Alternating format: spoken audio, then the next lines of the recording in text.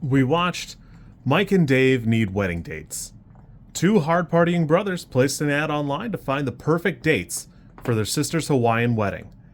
Hoping for a wild getaway, the boys instead find themselves out hustled by an uncontrollable duo.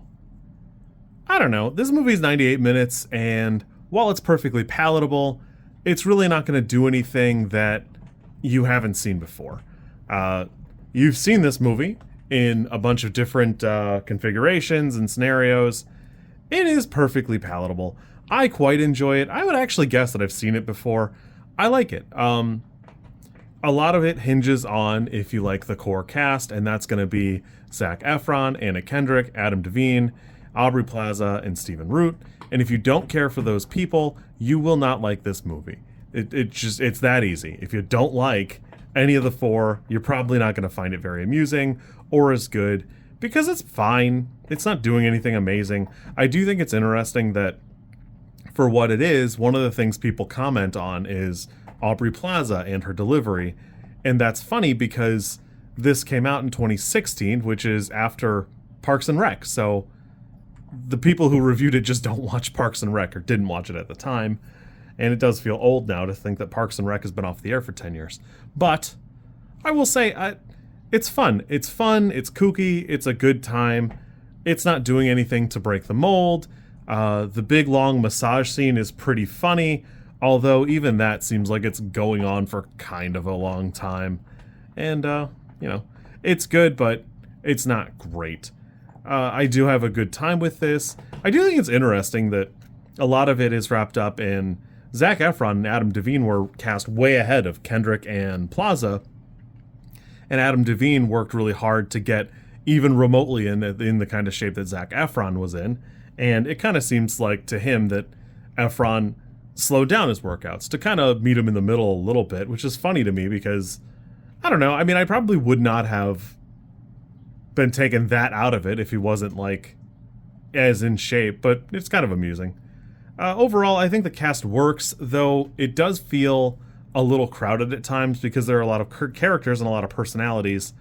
And for a movie that's about a wedding, the bride and groom are almost like a C plot to the rest of it. And even like the A plot doesn't seem, I don't know, particularly compelling. The brothers themselves together aren't that bad. They're kind of losers, but I don't know. I don't know that this is like a character moment for any of them, because they're not improving or changing anything. As I said, it is based on real events. The real Mike and Dave did put out a Craigslist ad, and it did go viral. They had a friend in marketing, and they managed to sell it to Fox, which then made it into a movie. They did also write a book. The book's, I think it's 2.5, might be 3 on Goodreads. So if you want to check that out, you've got that. But it's cute enough. I wouldn't say that the true story is even worth mentioning in a lot of ways, other than that's how we got here, because clearly a lot of it is just hyperbole if you're looking at just the movie. It's fun enough. I think Jake Szymanski does a pretty good job. It's interesting. It's palatable. It needs a little bit of work, but I don't know that it's only his fault. Cohen and O'Brien are the writers here, and they've got kind of limited writing scope. They're both credited for Neighbors, so again, if you like that, you could probably be fine here. It's probably in that same category.